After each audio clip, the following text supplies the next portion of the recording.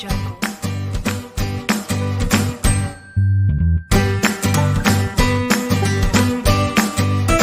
Assalamualaikum warahmatullahi wabarakatuh. Halo adik-adik semuanya, bertemu lagi bersama kakak Adelia Putri Kuswardani. Nah, di video kali ini kakak akan membahas mengenai sistem pencernaan pada manusia. Nah, sebelum memulai materi, kakak mempunyai sebuah gambar nih. Nah, coba adik-adik amati. Kira-kira gambar tersebut maknanya apa sih, Kak? Begitu kan? Iya, benar sekali. Jadi, berdasarkan gambar tersebut dapat kita ketahui ya bahwa kita manusia sebagai makhluk hidup sangat memerlukan makanan. Nah, untuk apa, Kak? Tentunya untuk memperoleh energi. Nah, sehingga kita bisa bergerak nih, kita juga bisa berjalan, kita juga bisa berlari, dan yang pasti kita dapat melakukan aktivitas sehari-hari begitu. Nah, baik, kakak ingin tanya lagi nih. Pernah nggak sih adik-adik di sini penasaran begitu kan, kira-kira makanan yang kita makan itu nanti di dalam tubuh diproses oleh siapa sih, Kak? Ada organ apa saja sih sebenarnya yang berperan dalam sistem pencernaan kita, begitu kan? Nah, untuk mengetahui jawabannya, marilah simak video kakak sampai akhir ya. Harus tetap semangat. Nah, baik adik-adik, jadi pencernaan makanan itu merupakan proses pengolahan makanan menjadi zat-zat yang dapat diserap oleh darah.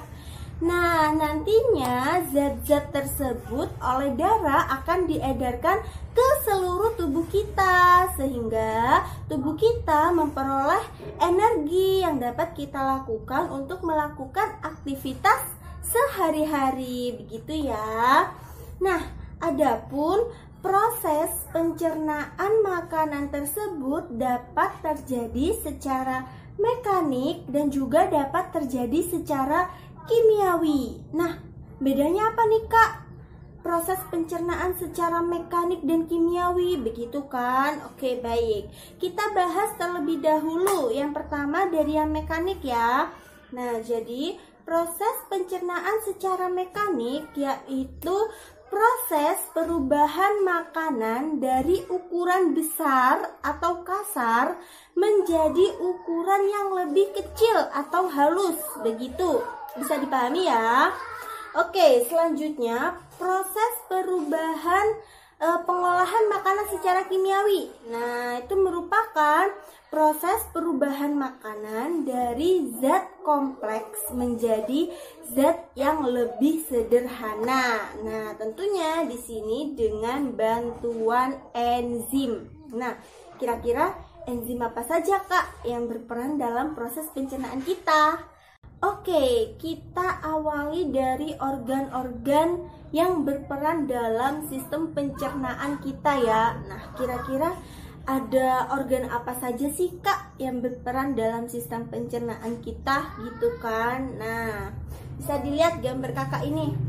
Sudah kenal dengan organ-organ tersebut?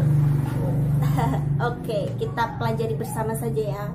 Jadi organ yang berperan dalam sistem pencernaan kita, nah di sana ada mulut, ada juga faring, ada juga esofagus, ada juga lambung, usus halus, usus besar, dan juga anus. Nah, baik. Yang pertama kita awali dari mulut ya. Nah, jadi di mulut itu terjadi proses pencernaan secara mekanik dan juga secara kimiawi. Nah, seperti yang sudah kakak singgung nih sebelumnya mengenai proses pencernaan secara mekanik, itu kan merupakan proses perubahan makanan dari ukuran besar menjadi ukuran yang lebih kecil. Nah, kira-kira di mulut proses pencernaan secara mekanik tersebut dilakukan oleh siapa, Kak? Oleh apa, begitu kan? Nah, jadi di mulut proses pencernaan secara mekanik dilakukan oleh gigi. Nah, kita tahu kan ketika kita makan nih, nah gigi-gigi kita kan akan mengunyah makanan yang kita makan, sehingga makanan yang kita makan itu teksturnya akan lebih halus, lebih lembut, dan ukurannya lebih kecil, begitu kan? Nah, jadi itu tadi yang berperan dalam proses pencernaan secara mekanik di mulut, yaitu gigi. Nah, adapun gigi kita itu berdasarkan bentuknya itu dibagi menjadi 3 jenis nih, yang mana dari masing-masing jenisnya tentunya juga memiliki fungsi yang berbeda. Nah, kira-kira ada gigi apa saja? Nah, dilihat ya gambar kakak di sini. Jadi yang pertama ada gigi seri, kemudian ada gigi taring, dan yang terakhir ada gigi geraham. Nah, yang mana gigi geraham ini ada geraham atas dan juga ada geraham bawah, begitu. Nah, kira-kira fungsi dari masing-masingnya ini apa, Kak? Begitu kan?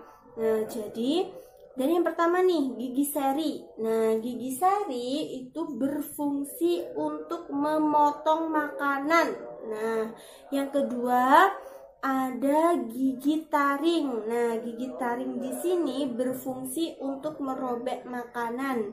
Dan yang terakhir yaitu gigi geraham. Nah, gigi geraham di sini berfungsi untuk mengunyah makanan. Nah, baik itu geraham atas maupun geraham bawah. Nah, begitu ya. Nah, baik adik-adik, di mulut nih selain gigi itu ada apa lagi? Nah, tahu ya, selain gigi di mulut itu juga ada lidah. Nah, ada lidah ya. Nah, lidah di sini berfungsi untuk apa, Kak? Apakah lidah di sini juga berperan nih dalam proses pencernaan kita, gitu kan? Tentu saja. Nah, lidah di sini itu berperan untuk pengecap rasa, gitu kan? Kita bisa merasakan rasa manis, kita bisa merasakan rasa asin, kita juga bisa merasakan rasa pahit, pedas. Itu karena apa? Itu karena lidah ini yang bisa mengecap rasa dari makanan yang kita makan, gitu. Nah, selain berfungsi sebagai pengecap rasa, lidah di sini juga berfungsi untuk menggerakkan makanan yang kita makan, begitu. Nah, makanan yang kita makan kan dapat kita gerakkan ke kanan, ke kiri. Nah, itu salah satu fungsi dari lidah. Selain itu juga berfungsi untuk membantu penelanan makanan, begitu. Bisa dipahami ya adik-adik? Baik, kita lanjutkan. Nah, kakak kan sudah memberitahu nih bahwa di mulut bukan hanya terjadi proses pencernaan secara mekanik saja, tetapi di sana juga terjadi proses pencernaan secara kimiawi. Nah, di sebelumnya kakak juga sempat menyinggung bahwa proses pencernaan secara kimiawi di sini itu dilakukan dengan bantuan enzim. Nah, kira-kira enzim apa sih, Kak, yang ada di mulut kita, gitu kan? Enzim apa nih? Nah, jadi yang ada di mulut kita yaitu ada enzim yang dinamakan dengan enzim petialin. Nah, fungsi dari enzim ini untuk apa, Kak? Jadi, enzim petialin di sini itu berfungsi untuk mengubah amilum menjadi glukosa. Nah, begitu. Jadi amilum di sini merupakan gugus gula yang susunannya sangat kompleks. Nah, untuk dapat dicerna makanan ini di organ-organ selanjutnya, maka harus dipecah dulu nih menjadi zat-zat yang lebih sederhana, begitu. Oleh karena itu, amilum di sini itu diubah menjadi glukosa atau gula yang lebih sederhana, begitu. Bisa dipahami ya adik-adik? Baik, kalau begitu kita lanjut di organ pencernaan kedua. Baik, jadi organ pencernaan yang kedua yaitu di sana ada faring. Nah, faring di sini fungsinya untuk apa, Kak? Jadi, faring di sini berfungsi untuk meneruskan makanan dari rongga mulut menuju ke organ pencernaan selanjutnya yaitu esofagus. Nah, perlu diketahui ya, perlu adik-adik ketahui bahwa di faring ini, nah di sana itu juga terdapat sebuah katup yang dinamakan dengan katup epiglottis. Nah, kira-kira fungsi dari katup ini untuk apa, Kak? Gitu kan? Nah, kira-kira untuk apa nih?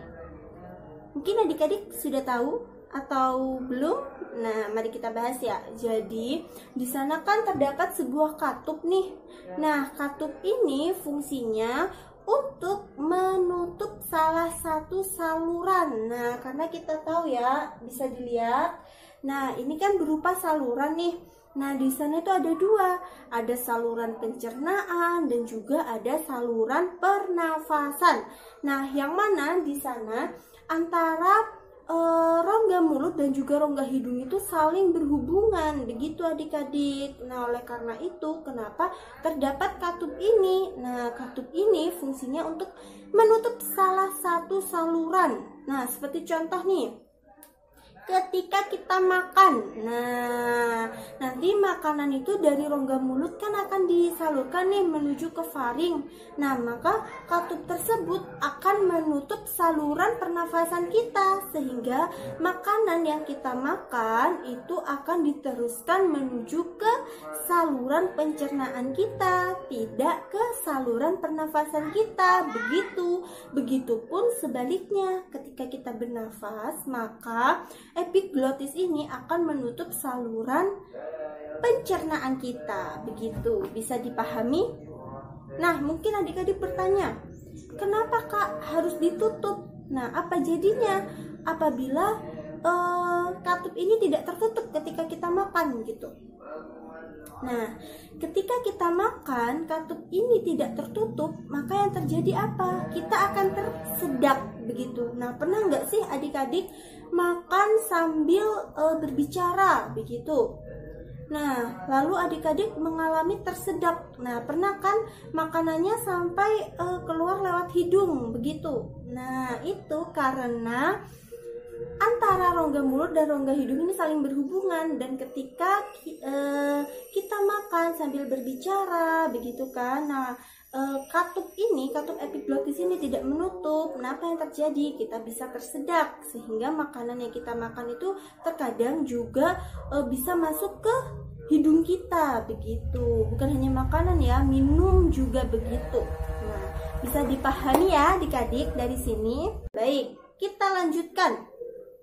Organ pencernaan yang ketiga yaitu esofagus tadi. Nah, bisa dilihat ya di sini.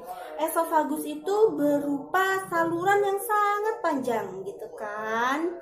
Nah, fungsinya untuk apa Bu esofagus di sini? Nah, jadi esofagus di sini itu berfungsi untuk meneruskan makanan menuju ke organ pencernaan selanjutnya yaitu lambung begitu. Nah, nama lain dari esofagus ini yaitu kerongkongan. Nah, jadi diingat ya adik-adik, hati-hati di sini. Nah, karena banyak nih adik-adik yang keliru antara kerongkongan dan juga tenggorokan. Nah, jadi yang berperan dalam sistem pencernaan manusia yaitu kerongkongan ya, bukan tenggorokan. Nah, tenggorokan di sana itu berperannya nanti dalam sistem pernafasan. Begitu, bisa dipahami ya. Jadi hati-hati karena adik-adik sering salah di sini antara kerongkongan dan juga tenggorokan. Begitu. Baik, kita lanjutkan. Jadi kerongkongan kita itu tersusun seperti cincin-cincin gitu. Nah, seperti cincin-cincin yang saling bertumpuk. Nah, begitu. Nah, di kerongkongan ini itu terjadi salah satu gerakan yang dinamakan dengan gerakan peristaltik. Nah, gerakan peristaltik itu gerakan apa, Kak? Dan gerakan yang bagaimana? Begitu kan? Nah, jadi gerakan peristaltik itu merupakan gerakan meremas-remas makanan. Nah, sehingga makanan tersebut dapat terdorong ke bawah ya, dapat terdorong ke bawah menuju ke lambung begitu.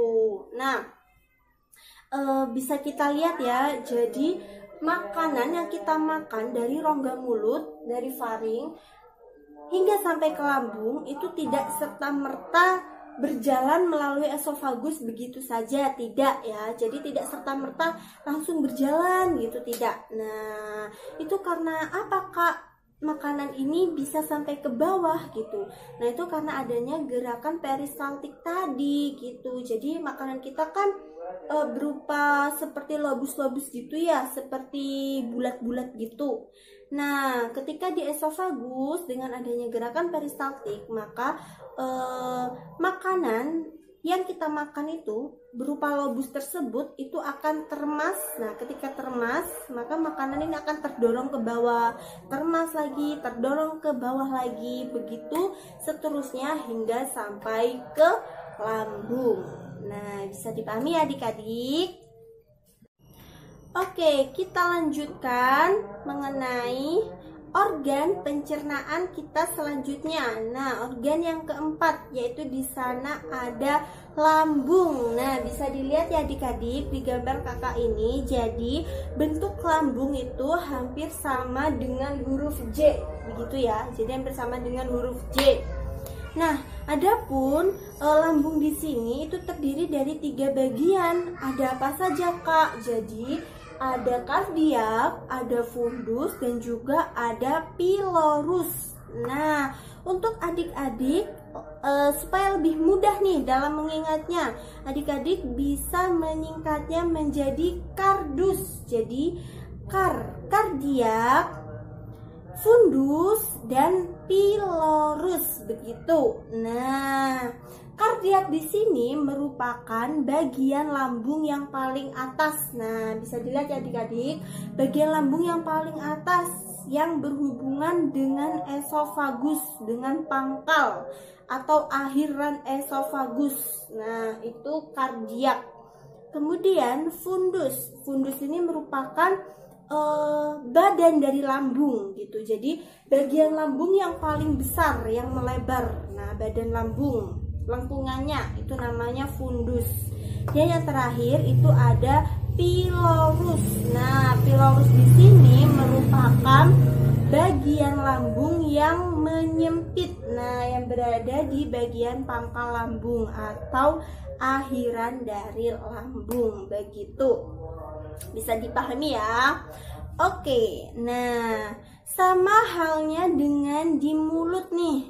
Di lambung kita itu juga terjadi proses pencernaan secara mekanik dan juga kimiawi.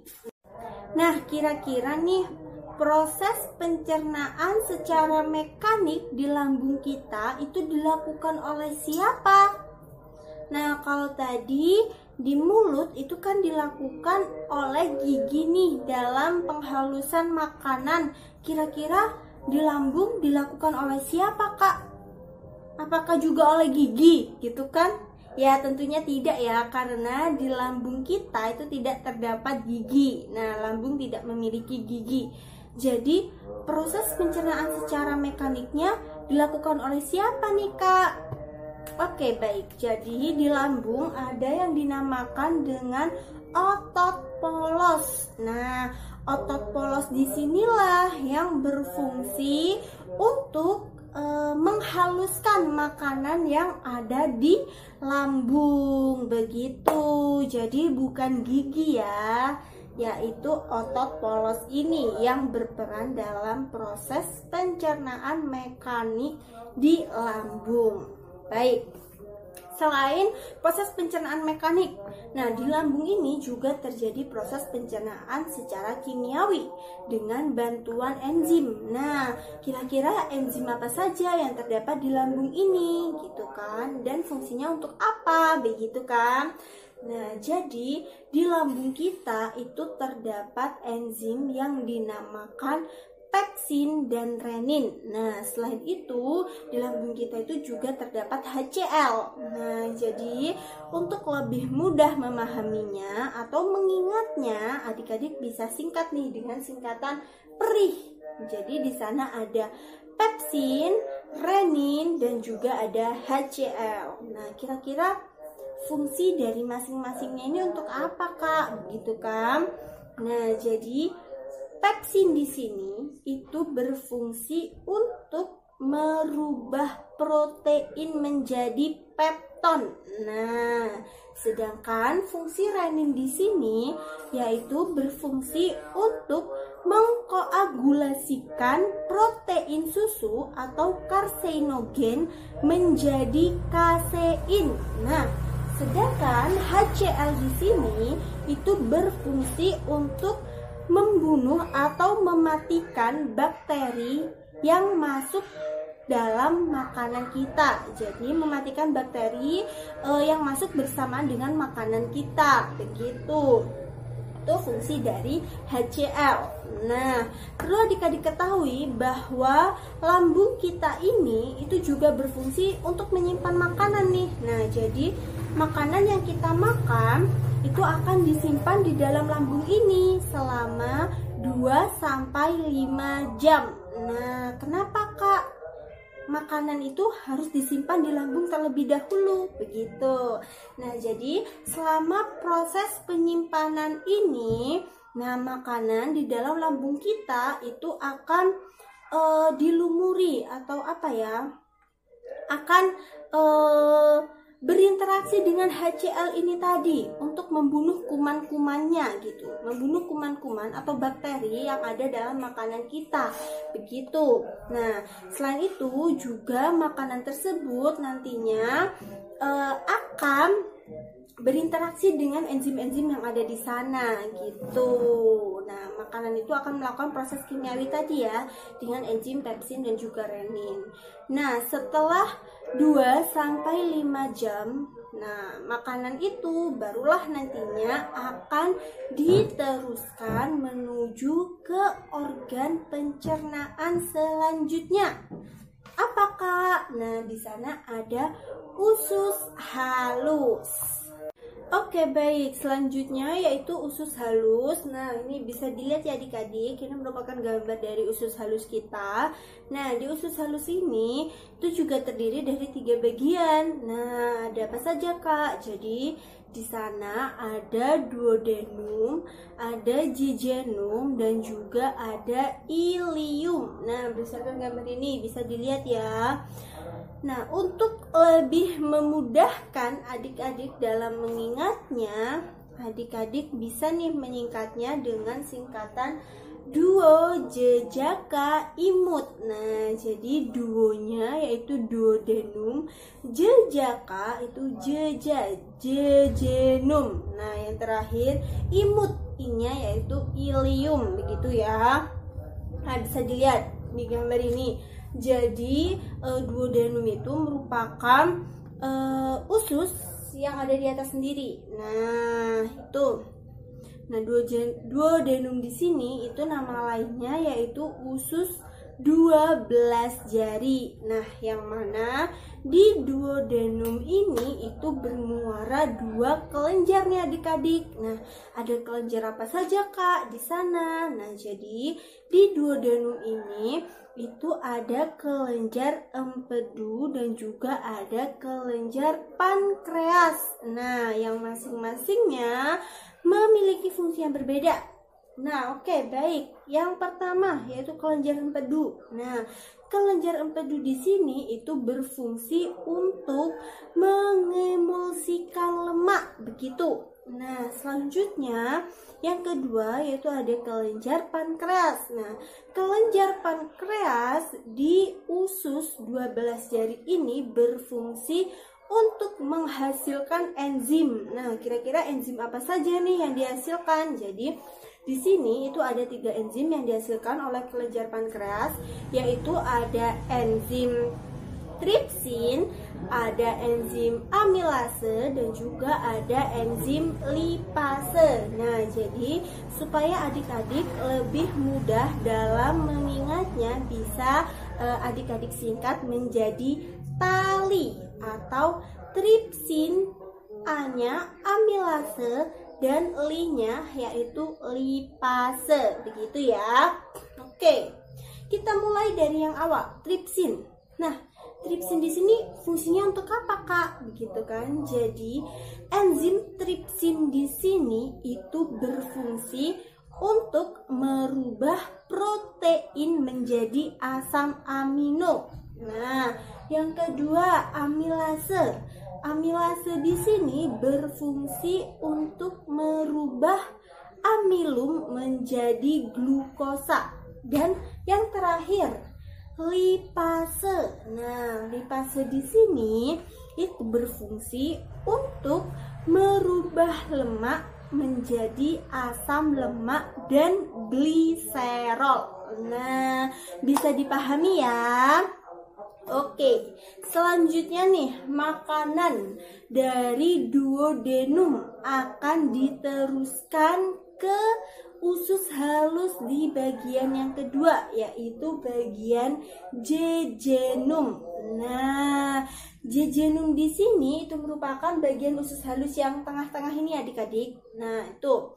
Nah, jejunum di sini itu nama lainnya yaitu usus kosong. Nah, di usus kosong ini atau di jejunum ini itu terdapat kelenjar yang dinamakan dengan kelenjar liberkulum. Nah, yang mana di kelenjar ini itu menghasilkan getah usus nih yang meliputi ada erepsinogen, ada sukrase, ada laktase, dan ada maltase. Nah, yang berakhiran ase ini pasti enzim gitu kan. Nah, jadi ada sukrase itu enzim, ada laktase itu enzim, maltase itu enzim. Nah, baik. Dari erepsinogen. Nah, erepsinogen ini berfungsi untuk apa, Kak? Gitu. Jadi erepsinogen di sini itu berfungsi untuk merubah peptida menjadi asam amino. Kemudian yang kedua ada enzim sukrase. Nah, enzim sukrase di sini berfungsi untuk merubah sukrosa menjadi glukosa dan fruktosa. Nah, jadi enzim di sini itu untuk memecah sukrosa menjadi gula yang lebih sederhana, yaitu glukosa dan fruktosa. Nah, kemudian ada laktase. Nah, laktase di sini berfungsi untuk memecah laktosa menjadi glukosa dan galaktosa. Nah, yang terakhir itu ada maltase. Nah, jadi maltase ini merupakan enzim yang berfungsi untuk memecah maltosa menjadi glukosa dan glukosa.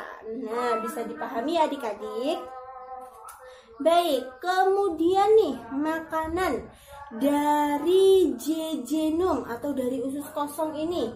Nah, makanan akan diteruskan menuju bagian usus yang ketiga, yaitu ada apa tadi? Ilium. Ya, benar sekali. Nah, jadi ilium di sini itu merupakan nama lain dari usus penyerapan.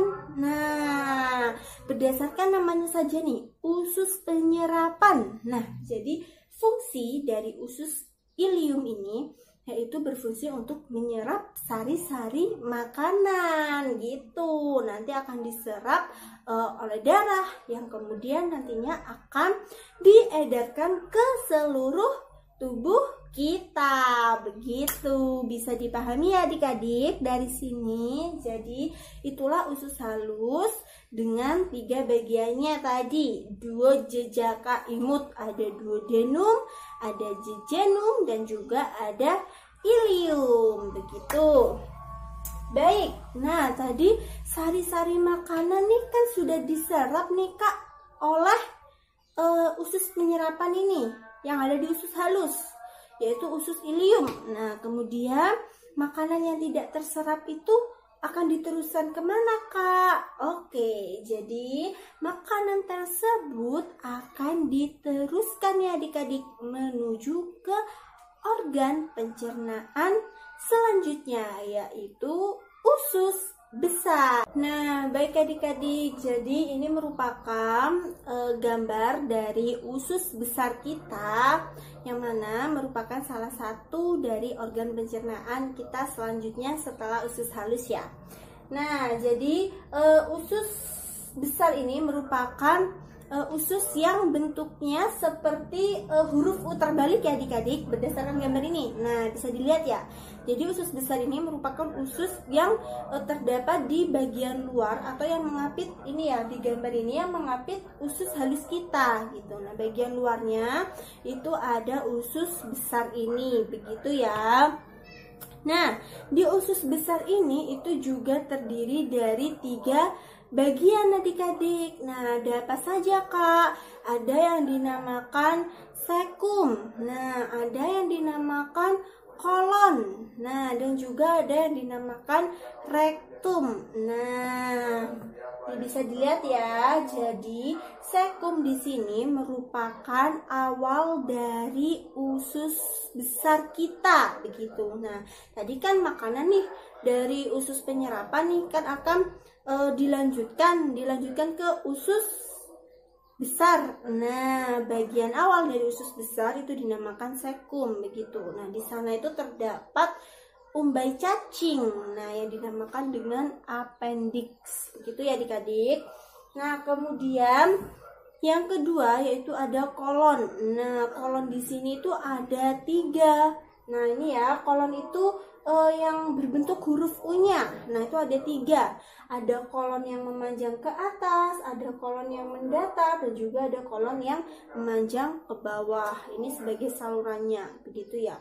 Dan yang terakhir di sana ada rektum. Nah, jadi rektum itu bagian akhir dari usus besar kita ini, yang mana itu berhubungan dengan anus, begitu. Nah, untuk lebih mudah adik-adik dalam mengingatnya, nah bisa adik-adik singkat dengan istilah sekor. Nah, atau sekum, kolon, dan juga rektum, begitu. Bisa dipahami ya adik-adik.